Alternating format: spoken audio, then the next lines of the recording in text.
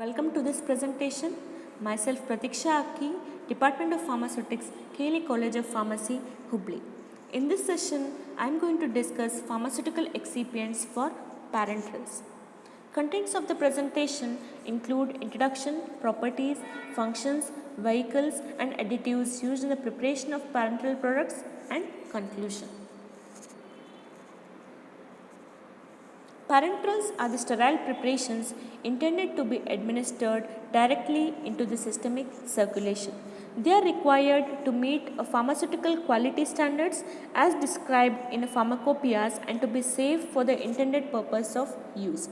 Different dosage forms include solution, suspension, emulsion, powders, gels and implants. Parenteral preparations are intended to be administered through the human or animal body either by direct injections, which includes IV bolus, intramuscular, subcutaneous, or by infusion with a controlled infusion rate, or either by direct implantation through the intramuscular or a subcutaneous route. They must meet the following criteria. It should be sterile and pyrogen free. It should be clear or practically exempt of visible particles and to be free from subvisible particles that are required by pharmacopoeias. There should be no evidence of phase separation for emulsion or aggregate formation in case of aqueous dispersion.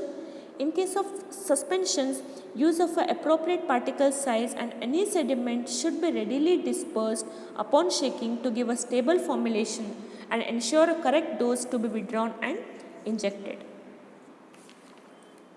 Parenteral preparation may require the use of excipients that should be biocompatible, be selected for appropriate use and to be included at the minimum effective concentration. Functions include to make the preparation isotonic with the blood by adding glucose, dextrose, mannitol and so on, to adjust the pH to the physiological one by adding mineral organic acids or a salt, to prevent degradation of drug substances, to ensure drug substances solubility and to provide an adequate antimicrobial preservative property for a multi-dose preparations. The main challenge of all the different parenteral dosage form is to achieve a good compatibility of the drug substances with the excipient as well as with the primary container. That is, there should be no formation of new impurities either by degradation of the drug substances or by formation of a new chemical entity between the drug substances and the excipient. Solubility with regards to the solution and emulsion, drug substances should be soluble and remain soluble during the entire shelf life of the drug product. If not soluble, then the dissolution can be achieved by the use of co-solvents, use of surfactants and a solubility enhancer. pH is also one of the critical aspects of preparation. It should be close to the physiological one. In case of a large volume parenteral, more than 100 ml should not contain a pH buffer as the blood has already a buffer effect property that could enter into the competition with the injected drug product. The stability of the drug product is another critical point that the formulator can face during the development of the formulation. Unstable drug substances leads to the formation of new impurities which hampers the safety and efficacy of the product. Apart from these, process of sterilization should be selected according to the characteristics of the parenteral preparation. Example, aqueous preparation, moisture sterilization is most preferred. For a non-aqueous preparation, dry sterilization is most preferred. Moving on to the different vehicles used in the preparation of parenteral products, it mainly acts as a medium during the formulation of parenteral products. It may be either aqueous or a non-aqueous. Water is used as a vehicle for most injections because aqueous preparations are well tolerated by the body and are safest and easiest to administer. Non-aqueous vehicles are used when the medicament is insoluble or slightly soluble in water, like dimercaprol. When the depot effect is desired, they are required in depot form to continuously replace the deficient secretions like estradiol benzoate, deoxycortisone. An oily medium is most preferred for a diagnostic procedures. Like example, oily suspensions are preferred for used as a contrast medium for X-ray examination of a respiratory tract because it is less irritating. Moving on to the different types of vehicles, first type of a vehicle is a aqueous vehicle.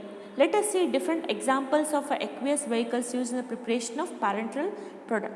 First example is a water for injection. It is free from volatile and non-volatile impurities as well as pyrogen. It is produced by distillation or reverse osmosis and is used within 24 hours.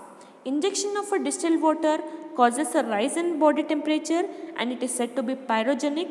At the beginning of the century, fever was a frequent complication of intravenous injection which was caused due to the microbial contamination of the water. The name Seibert in 1923 identified this and said that it was produced by a gram-negative bacteria. Second example for aqueous vehicle is a water for injection free from carbon dioxide. It is a sterile water for injection which is free from carbon dioxide. It is done by boiling water for injection for at least 10 minutes and should be preferred before administration. If water for injection used as a solvent containing a dissolved carbon dioxide which results in a slight acidity which is sufficient to decompose a salt and precipitate a free compound. So you can see the example amylobarbital sodium. If it contains dissolved carbon dioxide, it leads to the precipitated form of amylobarbital. Third example is water for injection free from dissolved air. It is a sterile water for injection which is free from a dissolved air. It is preferred by boiling freshly prepared distilled water for 10 minutes and should be used immediately. The most sensitive medicaments can be protected from oxidation, example adrenaline, betamethasone, chlorpheniramine. Next example is a bacteriostatic water for injection. It is a sterile non-pyrogenic preparation which contains 0.9% of benzyl alcohol as a bacteriostatic preservative. It is mainly supplied in a multi-dose container which is having a pH 5.7 and it should be chemically compatible with the container. Moving on to the non-aqueous type of vehicles used in the preparation of parenteral product, let us see some of the examples of a non-aqueous vehicle. First one is a fixed oil. These are the vegetable origin oils in liquid form which is having rancid resistance, unsaturated and a free fatty acid contents. Fixed oils for injections must not contain mineral oils or a solid paraffin because it causes tissue reaction and tumors.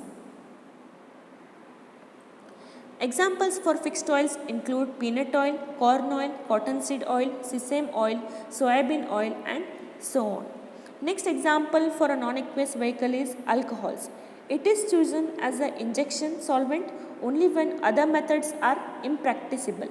Example digoxin ergotamine injection which contains a low concentration to facilitate the solution of active ingredient. Next example is a propylene glycol. It is widely used as a vehicle for water insoluble drug. Example is a phenobarbital injection which is in solution in 90% which is stable to be sterilized at 98 to 100 degree Celsius. It should be given subcutaneously or intramuscular route unless an anesthetic benzyl alcohol is used. Examples include diazepam, lorazepam, phenobarbital, phenytoin and nitroglycerin injections. Moving on to the next part, that is different additives or excipients used in the preparation of parenteral products. To provide efficacious and a safe parenteral dosage form, added substances must be frequently incorporated into the formula to maintain a pharmaceutical stability, control product attributes, ensure sterility or aid in parenteral administration. So we should choose added substances that are accepted by the regulatory agencies throughout the world because of the extensive pharmacological and toxicological data required to obtain approval for any drug or new additives.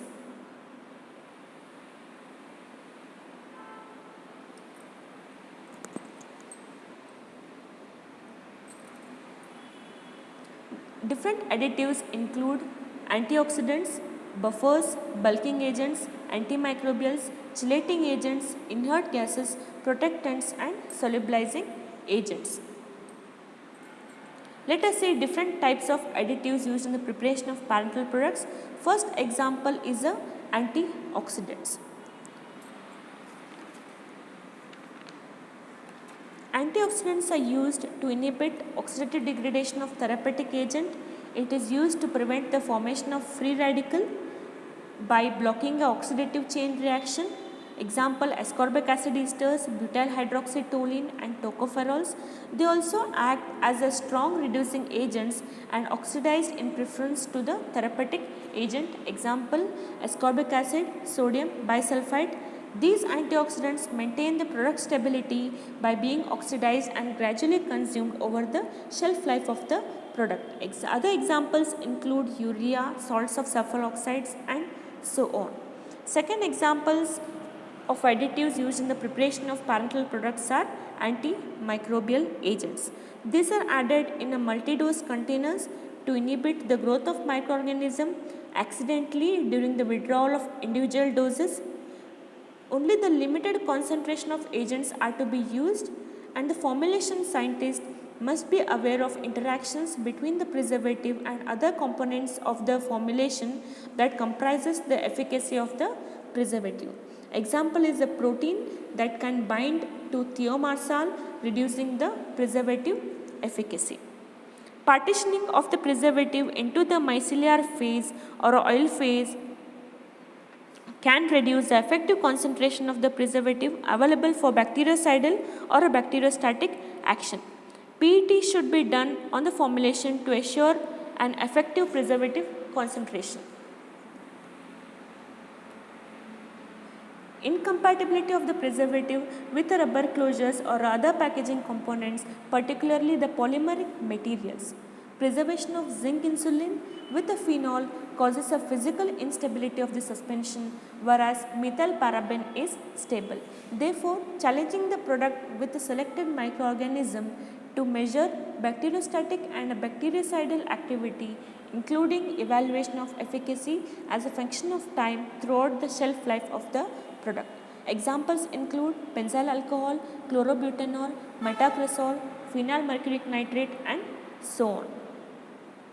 Next important additive used in the preparation of parenteral products are buffers. These are added to maintain the pH of the formulation, to stabilize the solution from a chemical degradation. Drugs require certain pH range to maintain the drug stability. Therefore, drug solubility is strongly dependent. And there are some factors that influence the pH such as product degradation, containers, stopper effect, diffusion of gases through closures and effect of gases in the product. Buffers for parenterals are either weak base, salt of weak base or a weak acid, salt of a weak acid, and some examples include acetic acid, adipic acid, benzoic acid, citric acid, lactic acid and so on. Moving on to the next additive used in the preparation of parenteral products are chelating agent. They are used to remove the trace elements that catalyzes the oxidative degradation. They are added to complex and inactivate metals such as copper, iron and zinc that catalyze the oxidative degradation of a drug substances. There are different sources of metal contamination which includes raw material impurities, solvents, rubber stoppers, containers, equipments employed in the manufacturing process.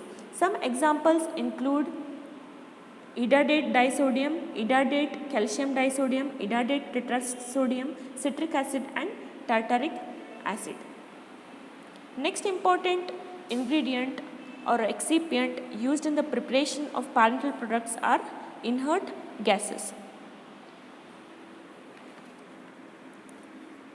It enhances the product integrity of the oxygen sensitive medicament by displacing the air in the solution with nitrogen or argon. It is made first by purging with the nitrogen or boiling the water to reduce the dissolved oxygen. Container is also purged with nitrogen or argon before filling and may be topped off with gas before sealing. Glass seal ampoules provide impervious barrier for a glass transmission. and butyl rubber stock is used with a rubber stoppered product that are sensitive to oxygen. Example, purified nitrogen and argon gases are most preferred. Butyl rubber provides a better resistance to gas permeation. Next important additive used in the preparation of parenteral products are the surfactants or a solubilizing agent. These surfactants are the surface active agent that is used to disperse water insoluble drug as a colloidal dispersion. They are used for wetting and to prevent a crystal growth in suspension. They are used for solubilizing steroids and fat soluble vitamins in emulsion. They are quietly used for wetting and provide a acceptable springeability for powders. Different examples include dimethyl acetamide, ethyl alcohol, glycerin, lecithin, polysorbates, dioctyl sodium sulfosuccinate, theophylline, and so on. Moving on to the next additive used in the preparation of parenteral products are tonicity adjusting agents. Isotonic solution is needed to avoid destruction of red blood cell, irritation and tissue damage. Important for large volume parenterals, rapidly administered and extravascular injection. It mainly reduces pain on injection. Examples include glycerin, lactose, mannitol and so on. This picture indicates the effect of different solution in blood cell. If the solution is made isotonic, there will be no change in the shape and size of the red blood cell because of in and out water remains same. If the solution is made hypertonic, the size of red blood cell is decreased due to the loss of water, and if the solution is made hypotonic, there will be an increase in the addition of water due to which size of the red blood cell increases. Hence, the solution should be isotonic. So the tonicity adjusting agents are used to maintain isotonicity of the solution. Last important additive used in the preparation of parenteral products are protectants. These are the substances added to the formulation to protect against the loss of activity caused by the stress that is introduced by the manufacturing process. It also prevents the loss of active ingredient by absorption to process equipment or to primary packaging materials. They are also used in protein, liposomal formulation and vaccine preparation. Good examples are chiroprotectants and lyoprotectants that are used to inhibit the loss of integrity of active substances resulting from freezing and drying. Polyethylene glycol protects the lactate dehydrogenase and a phosphofructokinase from damage by freezing. In manufacturing, attention should be given to absorption of active entity to filters such as nylon and silicone tubing for a transfer operation. In packaging material, rubber closure and other polymeric material should be examined carefully for absorptive potential. Example, infusion equipment, in infusion therapy plastic bags, infusion sets, inland filters, those are the polymers, therefore it should be carefully examined. Another example is a human serum albumin. It is used as a protectant against the absorptive loss of protein present at a lower concentration. HSA, that is human serum albumin, present at a higher concentration than the active substances and is absorbed by coating the surface and preventing the absorption of drug.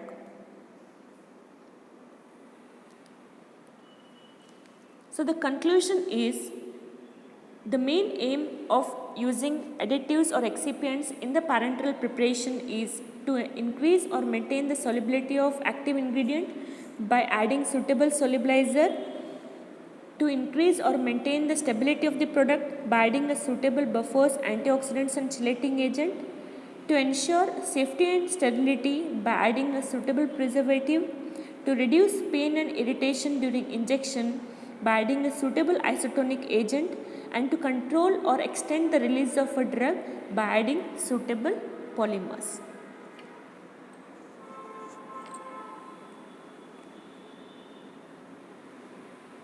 Thank you.